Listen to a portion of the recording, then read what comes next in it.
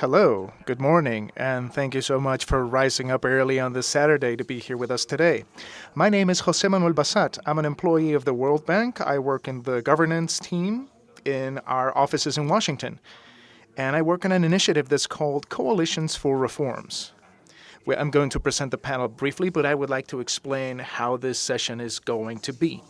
In this session, we're going to change our focus a little bit. We're going to speak about media and the environmental crisis, which is the topic of this forum that's been going for 3 days. But we're going to be focused on the perspective of governments and how can these, and particularly individuals and teams that work on environmental issues and agendas, how can they forge alliances and build coalitions with other sectors and other actors, social actors, to push this agenda forward and also have an effect on their own governments. Many times we make the mistake of seeing governments as homogeneous entities. But the truth is that in democratic countries, there's a great variety of opinions, sensitivities, agendas, and there's an entire negotiation process and discussion between members of governments and government teams. The ministries of the environment are those that normally are the ones that lead the climate agenda. And unfortunately, they tend to be ministries with less resources and less capabilities and smaller voice than other ministries that are important for the government. So today we want to explore in this session how the values of the climate agenda in governments, the people that give a value to it, can forge alliances and bring the climate agenda and give the agenda the importance that it deserves. In an ideal world, and in some countries it's already happening, the climate agenda has been appropriated by what it's called the center of government, the presidency, the prime minister, and in many countries, the climate agenda is usually in the margins of the government agenda. So we want to bring it to the center. For this conversation, we have 3 guests that have very interesting and relevant histories for what we're going to discuss. Here in the middle, we have Minister Maisa Rojas. She's been the Ministry of the Environment of Chile since the beginnings of 2022. She has a PhD in atmospheric sciences from the University of Oxford in the UK, and she's been a professor in the Department of Geophysics in Universidad de Chile, and she's been a director of the Climate Science and Resilience Center. To the left, you can see Maximiliano Manzoni. He is a research journalist from Uruguay. He currently lives in Paraguay, and he's specialized in climate change and misinformation. I'm talking about his educational background. He is alumni of the Climate Journalism Network of the University of Oxford and the Reuters Institute and the Gabo Awards of 2018. He has been a reporter in the last COP27 and 28, and he is the author of Semillas de Confusión, Seeds of Confusion, a report that is next to be published about the impact of misinformation in the elections in South America regarding climate change. And to the right, we have Leopoldo Macera, also known as Polo. He's a social communicator, entrepreneur, and consultant and creative producer with over 20 years of experience in the creation and development of projects that promote knowledge about climate change, air quality, nature conservation, and green economy. He's a co-founder of the environmental organization Libélula. We haven't asked the panelists to make an exposition or a presentation. The idea is more to have a conversation with the panelists here in this room. I'm going to start with a series of questions for each and every one of them, and then we're going to have questions between them, and then we are going to gather questions from the audience. My colleague Alejandra is here. She will give you cards if you have a question that you would like to ask. Instead of having a Q&A session, what I am going to do is introduce the relevant questions during the conversation. And what I ask you is that the questions are all about the topic that we're discussing so we can build a conversation. So we're about to begin with the first round of questions. And this one is for the minister. How do you see the dilemma where the countries of the global south, they must make demands of the global north countries, their responsibility regarding climate change, without that being an excuse to recuse themselves from their own responsibilities in that regard? Well, first of all, good morning, everybody. Thank you so much for the invitation to participate in this very important panel. And I would say that the answer can be responded with the title of this session, of this conversation, which is rowing in the same direction. And despite international negotiations, historically, there's a differentiation between developed countries and underdevelopment countries, responsible countries, irresponsible countries. The Paris Accord, in a way, has changed that and is asking all of us to participate in the measure that depending of the national circumstances of each country. So in the case of Chile, Chile is part at an international level of a group of a negotiation group that is made up of 8 Latin American countries. We've interpreted this of rowing in the same direction, that yes, we want to contribute. We want to face climate change. And to face climate change, what do we have to do? We have to stop burning fossil fuels. And we also need to take charge of the consequences. We need to adapt to all these changes. In the sense, and here I would say above everything in Chile, there's a certainty that stopping the burning of fossil fuel, not just what's necessary to contribute to the welfare of the planet, but it's something that can, if done right, can bring many benefits for the population, more well-being, welfare for the people that inhabit Chile. And from that point of view, I would say that it has been easier sharing an ambitious climate agenda with society. Thank you so much. I would like to follow up on the same topic and ask Polo, from your perspective as a communicator, and since you work in these topics, all this discourse that surrounds societies in development countries regarding the climate agenda, that it's been imposed from the top, that it's not ours, that we're receiving demands, we're being demanded to behave a certain way, or that we are putting our development in risk because we need to tackle a problem that comes from above us. How, as communicator, do you think can we handle this issue and create understanding in the society and in other countries that it's a problem that belongs to all of us? It's our problem as well in Latin America. Thank you for the question. Well, as Libélula, our organization, we had to intervene in the climatic debate from its beginnings.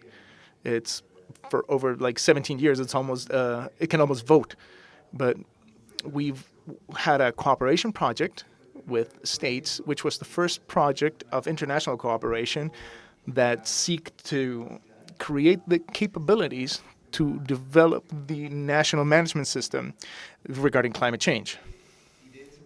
And from that moment forward, we've been looking at this curve regarding climate change from the beginning, where there wasn't that much of an understanding of what it was about, the intermediate moment, and then until the projections that we started seeing, the gap started closing between those. Then we started developing international instruments, like the minister said, to prepare the national contributions, which is basically the contribution of each country to reduce carbon emissions. I think the question brings us to understand, I think it's good to answer this from an imaginary social standpoint, and how this imaginary thing can install a problem that can be ethereal or distant. It can also pose a profound questioning of our own lifestyle, because each one of our decisions adds up at a personal level, at a company level, at a level of every instrument and type of organization. And this process is the one that, in one way or the other, has to have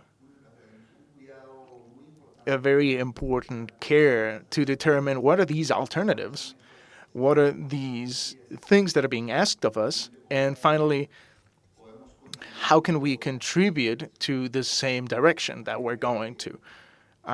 To me, it seems that the opportunity that we've identified is that having a role in making communities, making a brand that we call it the plus one, the más uno. We call it that person that is contributing to society and climate change. This plus one, this más uno, can build links where the private sector, governments, and societies can have instances where they can work together. I want to stay on this topic for a little bit and say, well, the label climate change, could it be like a loaded label in some societies, in some contexts? But we can talk about it, or how would you advise to converse about these issues per country that are important for the climate agenda if in that country, in that society in particular, the term in itself, climate change, might be loaded, might be tainted? Oh, definitely. Sometimes in a communication strategy, speaking of climate change in itself can even be entropic because it has an opposite effect of the one we're looking for. The climate change agenda should land on the main problems that the country can tackle. In the case of Peru, for example, we have 50% of our emissions come from the Amazon forest, from the reduction of the Amazon rainforest and the carbon release that comes from that. We have an important percentage of what can be the reduction regarding farming and energy. So each one of those agendas has a name outside of the climate change spectrum, and it has a mission. In this case, in Peru, we are seeing the matter of deforestation, the behaviors and the laws that have been brought in the last years. They're going against, they are promoting in some way deforestation. And that, I think, is a conclave of climate fight, of climate struggle. We're talking about half of our emissions. For example, there are other debates that are still not installed in the discourse and that are so the topic can have an important prevalence. How are we tackling the food security, the water crisis? How are we focusing on a future where the different climate change impacts can be slowed down or can affect the food production cycles? How can we deal with more frequent and extreme weather? Those topics should also be installed in the discourse. They don't talk too much about it. There's some few groups that talk about it, but there's no conversation about it. And I think that what's most important is to bring these topics when we're talking about adaptation, because things are complicated. Things are complex, that we can reduce emissions in time to avoid the more notorious effects. It's already on top of us. What's important is what are we thinking about seriously to face these impacts? Thank you. I want to ask to you, Maxi, based on your experience, what are the ingredients to have a constructive dialogue with society regarding climate policy? How can we explain complex policies? This, what people call trade-offs, that you need to sacrifice one thing for the other. And how can we communicate this in a context that's been polarized, like we're currently in, and lacking nuance? Oh, the question is for me. All right. I'm sorry. Well, I think that what's essential, as the minister recently said, and also Polo, is to be able to bring the conversations to terms that are closer to the populations that are being affected by this. If we look at surveys that governments have done, going through multilateral channels, and there is a social consensus that is very wide about what climate change is, and that climate change is man-made, and that we need to make decisions in this decade that are critical. I think there's a very big gap right now regarding what kind of decisions we should make and who are the actors that should be responsible for this. On a political and societal aspect, we haven't reached a consensus there. So the best experiences are the democratic experiences. Many times I like to quote this Naomi Klein phrase: the conspiracy theorists have the wrong facts, but they have the right feelings. And that has a lot to do with great part of the mistrust that can usually happen to climate policy. It has to do with a lack of education. There's a feeling that somebody is being left aside. So more successful experiences that I have been witness to, and I can quote many particular cases. For example, in this case, a neighborhood association in Asunción, the capital of Paraguay, that have managed to reduce the expansion of many fuel stations, like gas stations, that not only cause emissions, everything that has to do with it contributes to the climate crisis with fossil fuels, but it's also pollution, not only on the air, but also on the ground, polluting the water that 3 million people in Paraguay depend on.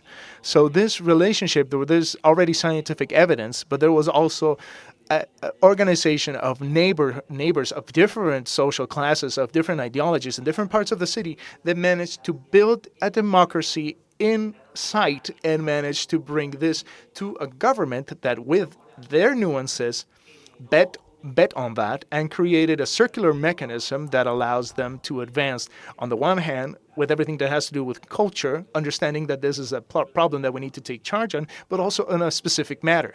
Both things needs to go hand in hand, because if we can see great cultural achievements, in Paraguay there has been a great cultural achievement. But if it's not joined with public policy, it can lead to uselessness in the long term, because the fossil fuel lobby has infinite resources. But if we move forward with laws and policies, but those are not sustained by a mechanism like democratic antibodies, it can be brought down in 15 days. So I believe that the perfect ingredients have to do with a real participation, not only a nominal participation, and a media that can narrate processes, not just for events, and above all, governments that are committed to pay it forward with the communities that are being affected.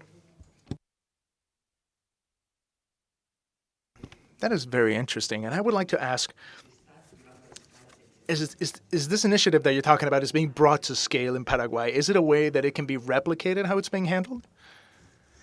Yes, definitely. One of the most interesting elements, in this case in Paraguay, is that the initiative is saying that, well, the advancement of climate laws didn't necessarily come from the climate ministry, but from other organisms of the government. In this case, it was the accountability ministry.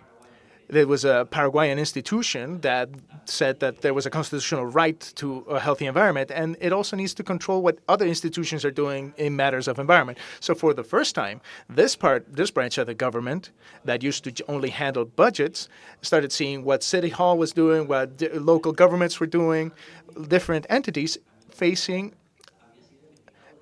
something that was already being researched by the public university. It wasn't an NGO. This comes from the innards of scientific production of the country itself. And since scientific production is something important, it is something that we can bring forward empirically, and that's how the neighbors organized. So it's something that can be brought to scale.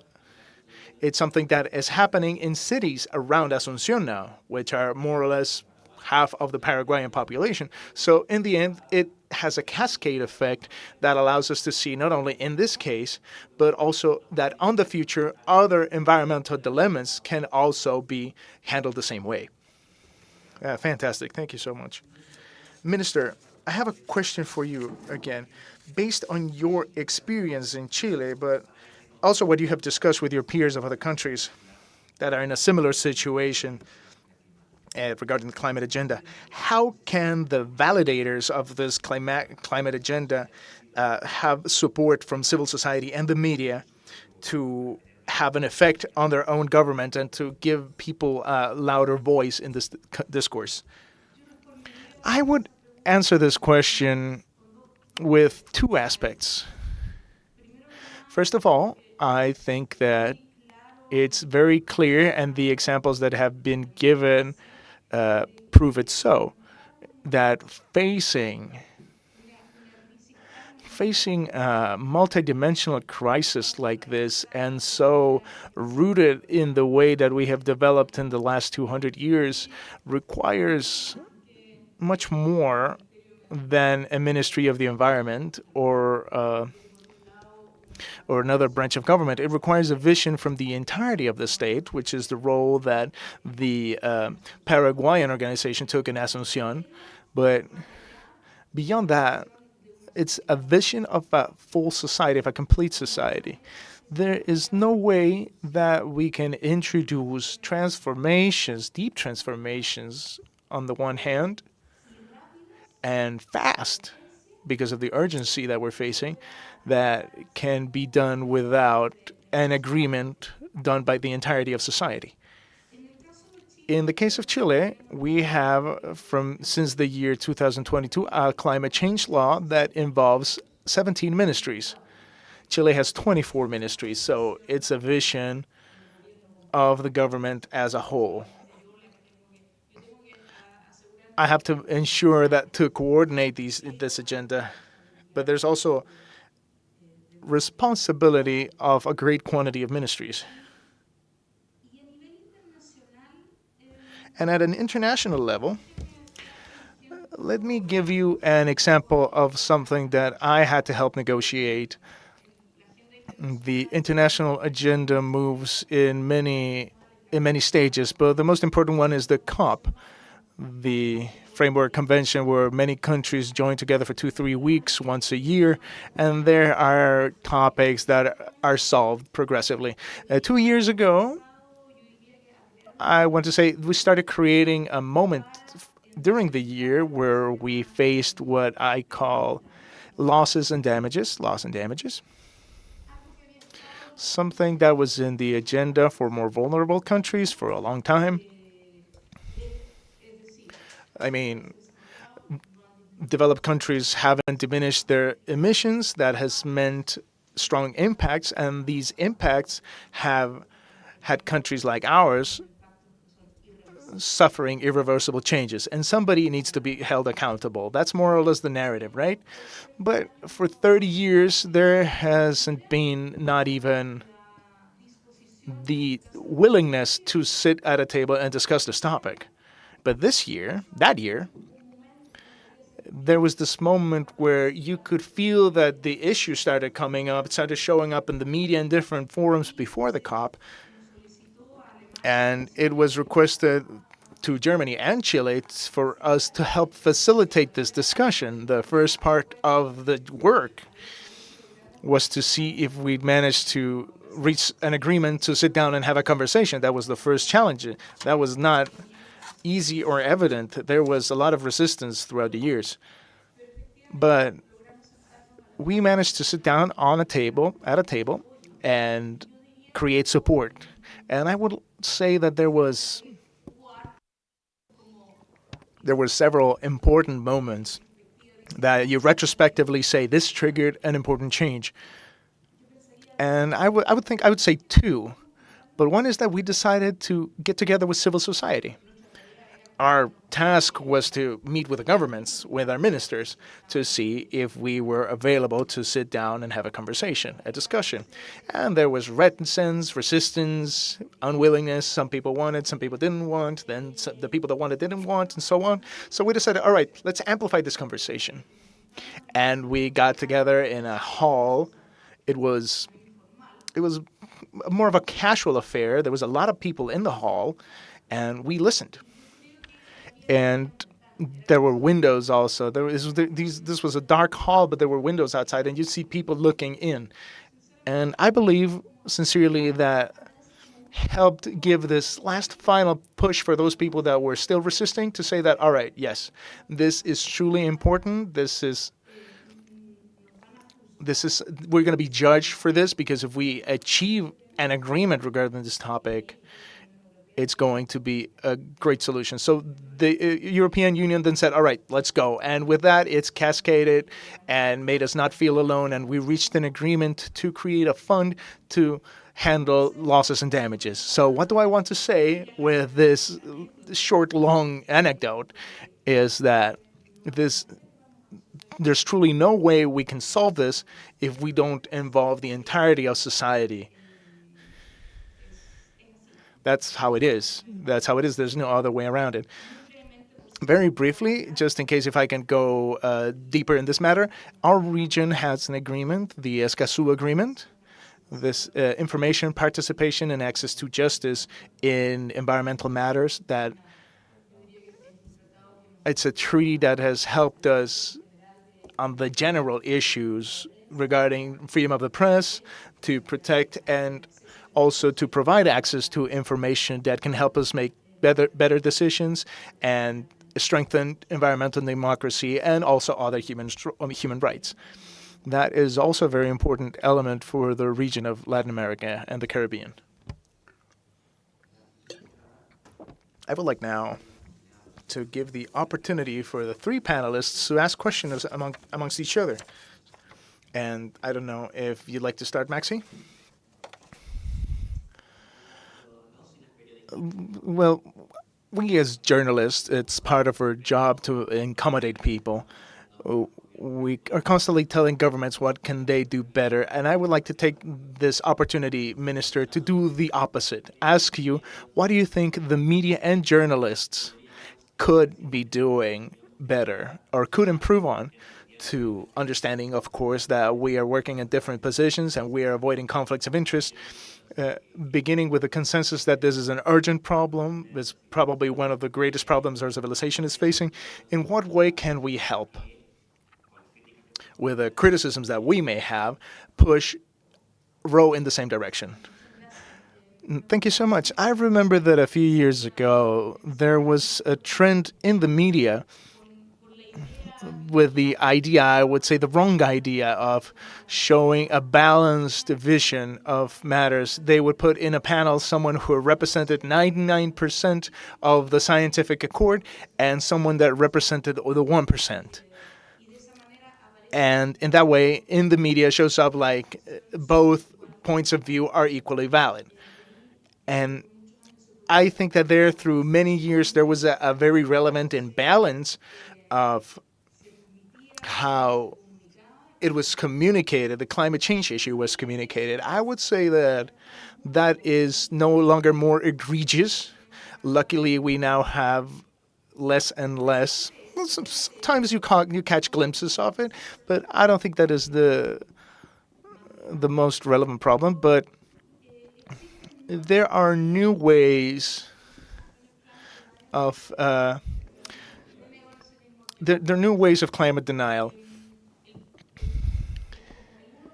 Like 1.0% people say that it's not human caused, it does not exist, these changes that we are actively observing. But there are other new ones, the 2.0 version, 3.0 version, that say, okay, yes, it's important, but it's not our priority, or it's not as urgent, or it's going to be too expensive, or it's too complex. All these other types of denialisms that I believe are more present today.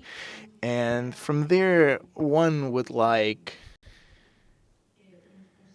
to have a system of press and communications, of informations that can report and inform correctly and can aid us in making and taking decisions that are complex. There's many examples that are positive where the decision brings a benefit, but that usually tends to not show up on the news. And the news tends to be when the complex situation brings trade-offs and costs for somebody. And it's focused there. So I think there is, I would say, it obviously has to do with how the media works, and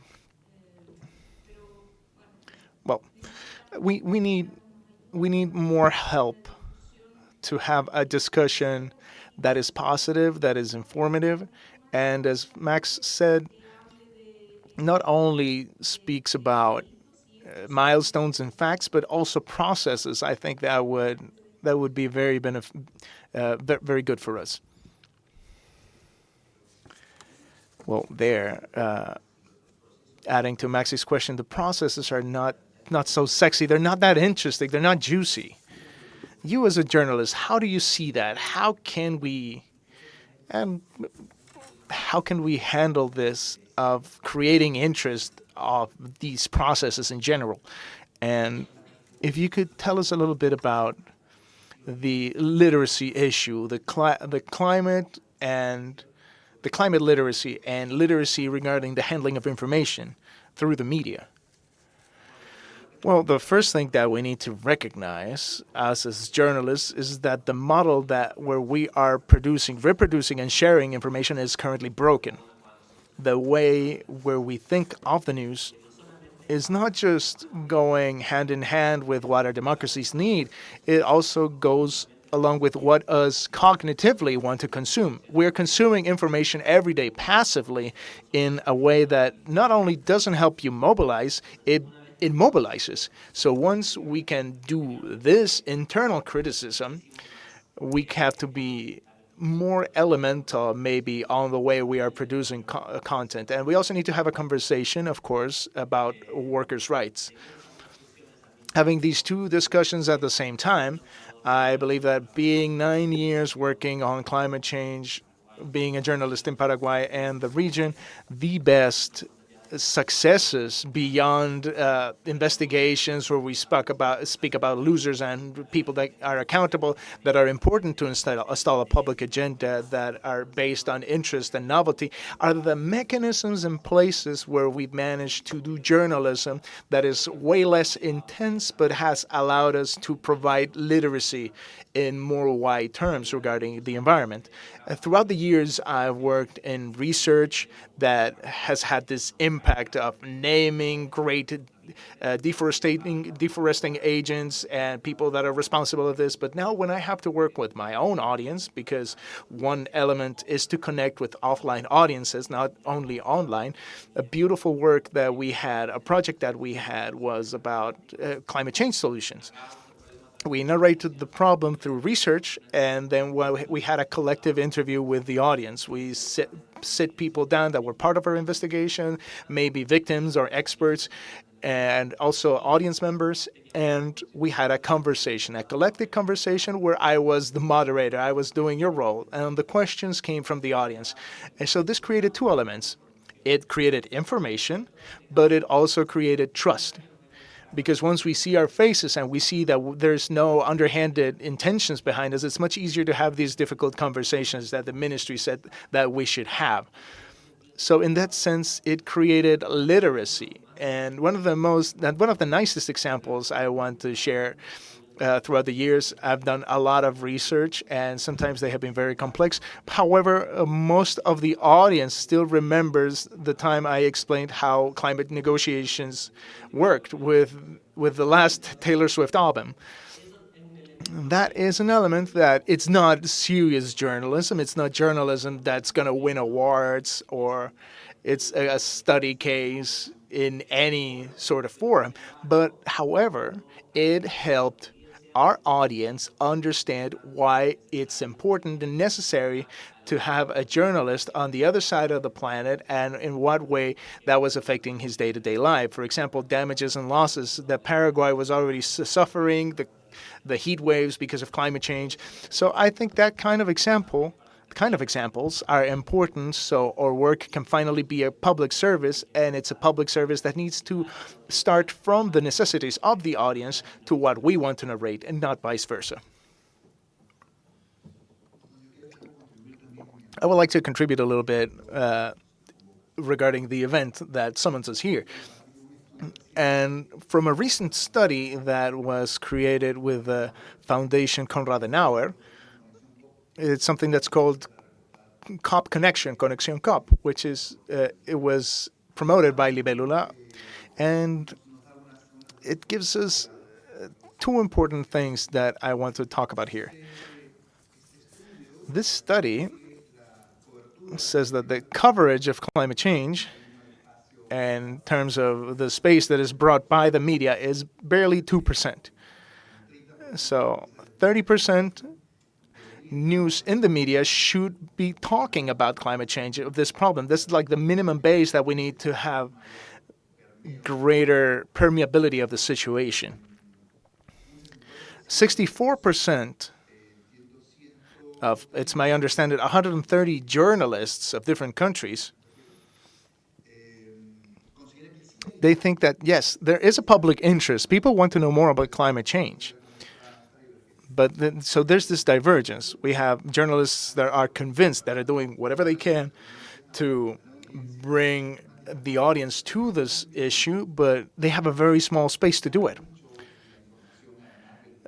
The information about disasters and direct climate impact has way more space, way more audience. So maybe we need to ask ourselves, ask you, Maxi, how can we also increase the information? And Minister, I don't know if you could answer a question about what is the role that the government should have to give this topic, not at an internal management level, but more of a communication, a state communication level, both with the same objective, with the same direction, to increase information available regarding climate change. I think it's important for decision making in the political stage and the public policies that we can later achieve. Well, I would like to be brief because I want to hear what the minister wants to say. I think that the first thing that we need to see is that maybe we need to start, especially to convince our colleagues. I'm like an apostle in that sense. We need to understand that the situation of colleagues in different medias in the region is very poor. It's a very poor situation because of a lack of information, availability, budgets. So we need to start need to start talking of climate change not as a topic but as an outlook. So as the same as we do with governments and civil society, have a conversation with our colleagues, because these are initiatives that unfortunately are very individual inside press rooms, even from big and large publications as well. They all face different challenges. But speaking of climate change as a perspective that we need to add to coverages that are already happening, sports journalists, in what way can climate change affect the next World Cup, for example? Show business journalists. We have people that have suffered heat strokes or that have died in massive events because of heat waves. Economy journalists. A lot of our countries depend on commodities that will be profoundly affected by the climate crisis. In what way can our countries diversify their economic matrix, their energy matrix? When you start looking at this with perspective, I think it becomes easier, because on the one hand, it becomes more useful for the people that are already working on these matters, in this case journalists, and then society as a whole. As long as the climate change issue is very large in scope, it's like this hyper problem that is everywhere and nowhere at the same time, I think that can be immobilizing and can lead to climate anxiety and climate depression. But I would like to see it from the other side, which is we've never had as many people that we could ally with, because we finally have something that is affecting us all together. So it gives us the particularity that allows us to see alliances where there were none before, especially in processes where they used to be nothing but conflict. So I think that in that sense, having these conversations with colleagues that, well, maybe will be in smaller spaces, was, hey, this will help you do better work that you're already doing. I think that is very important. I think that is the kind of seed that can lead to a greater result. I think that all the examples that Maxi has given us about how can we incorporate climate change as a whole perspective from each of different topics is exactly what should happen. I was remembering a few days ago we received a daily summary of the news. And this was one with just columns, just opinion columns. The summary of opinion columns from the newspapers, it was this week. And the truth is, I was surprised because the title, there were 15 columns, and I would say 10 of them had the word sustainability, green, and climate change in them. And they were very different topics. They were not just environmental columns.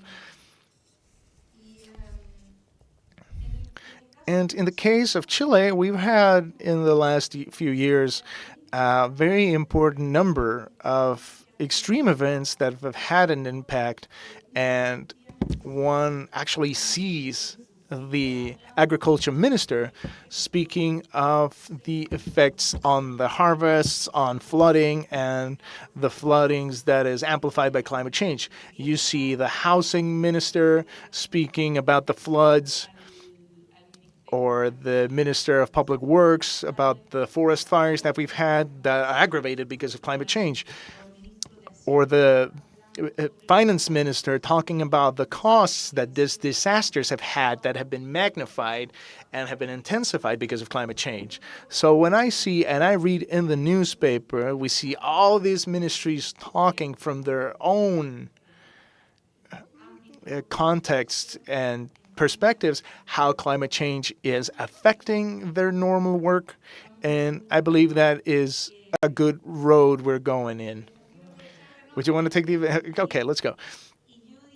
And I would say that that is a very fundamental part of how we are applying our law that, as we said, involves the entirety of the state.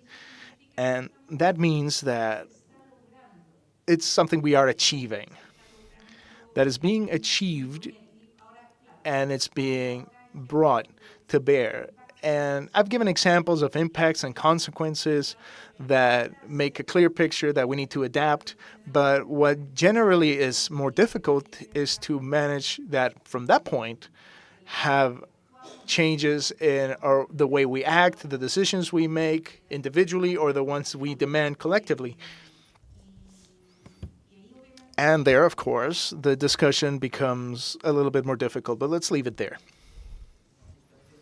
Now, this exactly is the column of what we are talking about of today's session. I would like to go a little bit deeper on this issue, both in Chile and other places.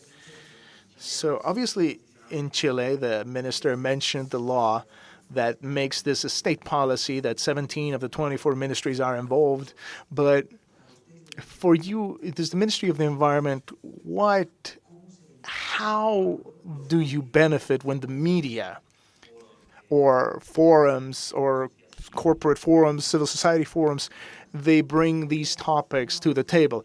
How have you seen the awareness of other ministries be a benefit on this agenda, not just because of you people as environment agents, but about the discourse in Chile as a society as a whole? What can be done, or what could be done, to accelerate, to intensify this discourse?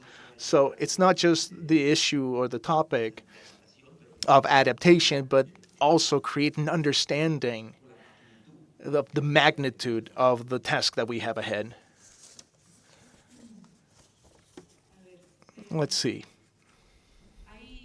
There's one discussion that is extremely difficult,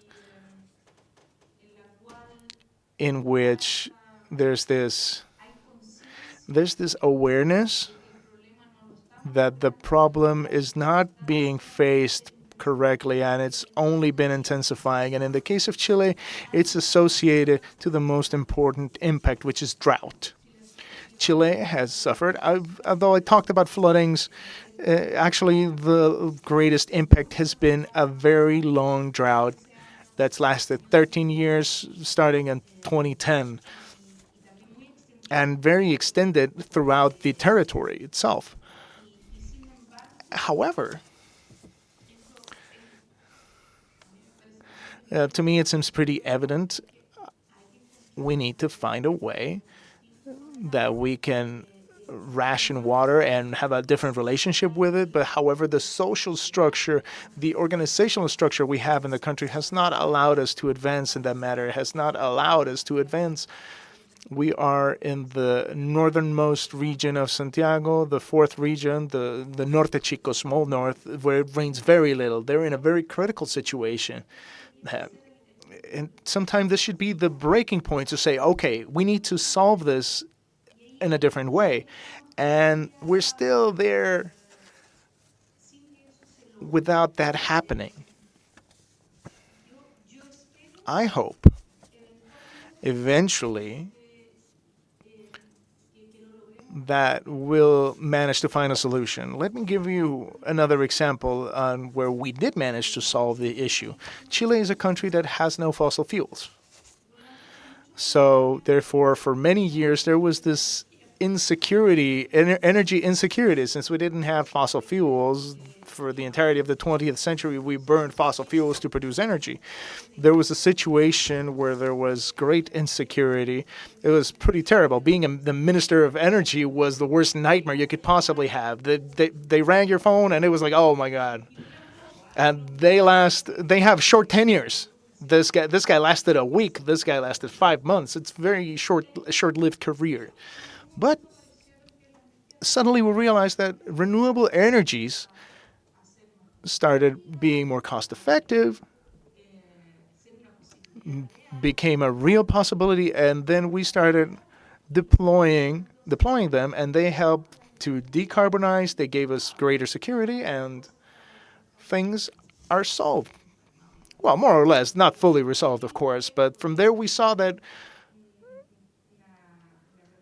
we had a solution that had no trade-offs. It was very beneficial in many aspects. And let me give you an example that, as a matter of fact, happened yesterday that I think is wonderful. In Chile, we have 5 territories where there's thermoelectrical stations that run on coal, but not just coal power stations, but also other polluting industries, and that historically have had what we call sacrifice zones because they have paid a very high price in matters of pollution for development from the 20th century, the very dirty development. But these centrals are being shut down because we've passed a law from the Paris Accord. We have renewable energies. And this the good news, we need to tread carefully regarding it because we need to ensure that the people, that the health benefits that they're going to have by having cleaner environments, it's not going to be a cost that's going to leave them without work or other productive activities to survive and to have better lives. So we approved, it's more of a complicated matter, but we approved the electric tariff, where these territories will receive benefits of a 40% of reduction in their electric bills. Because we had a law that was going to punish them. We were going to shut down the central and we were going to increase their electric bill, which was absurd. But we managed to find a mechanism to during this energetic transition, which is positive for the world because we're no longer burning more fossil fuels. It's also a benefit for the people that have suffered this cost. So here we found a way where the global benefit is also a local benefit. It's a fair transition, and we can see that there's positive development for the country. We still haven't achieved this with the water issue, so we're still looking for solutions in that regard. I'm going to apologize because I thought we were going to be here till 10:15, but we need to close the session at 10 because we only have 5 more minutes. We've had many questions. I would like to ask one last question just to synthesize 2 of them, which has to do with the role both of the cultural agents of show business, culture on one side, and the educational system, the Ministry of Education, but also organizations of civil society that tackle educational issues. What are the roles from the cultural section and the educational section in contributing to the environmental literacy and sensitization. Polo, I don't know if you'd like to say something, or and then let the minister answer. And if you would later, last intervention, I'm sorry, the last little thing, just not answering this question, if you'd like to add something at the end. Well, we're living in complex times when it comes to information. Social media has us consuming what we like and not what we don't like. And this dynamic is giving us topics like necessity of action, is creating denial, is creating inaction. So we have a complex situation there. The other process that we need to see is more of how can education can effectively give a solid basis over time, and that finally has how we conduct educational policy. But when it comes to culture, which is the closest topic that can course correct and give us the possibility of showing what should be the version that is more adequate to the speed where misinformation is happening. It's going to be even faster than the media itself. I think that from there, we have an avenue that could bring a balance to these roles, I think. Minister? I've spoken plenty. I just like to highlight that when I was invited to participate in this conversation, we moved things around in the ministry. We heard the questions, we thought of this plenty, and this reflection that forced us to answer correctly, affirmatively to this invitation, I think that is very positive. To me personally, it makes me value an instance like this, and I think that to me and for the ministry, it's also important to have more conversations with actors with whom I haven't been able to have a dialogue as fluid in order to communicate better. So I would just like to value this instance, and I hope to have more opportunities to continue doing so. Retaking, I think that many times the relationship of information itself between governments and civil society and journalists, it's like a barrier that sometimes has to do with the content we produce. But addressing the question, I think on one hand we are living at a different time, unfortunately, unlike the 20th century that came with its very ugly things, but it also came with a great capacity for transformation in the educational and cultural points of view. Actions that hit milestones that made a difference. Freire, to give an example. Now we live, as Polo said, in a world that is much more fragmented, where it's much more difficult.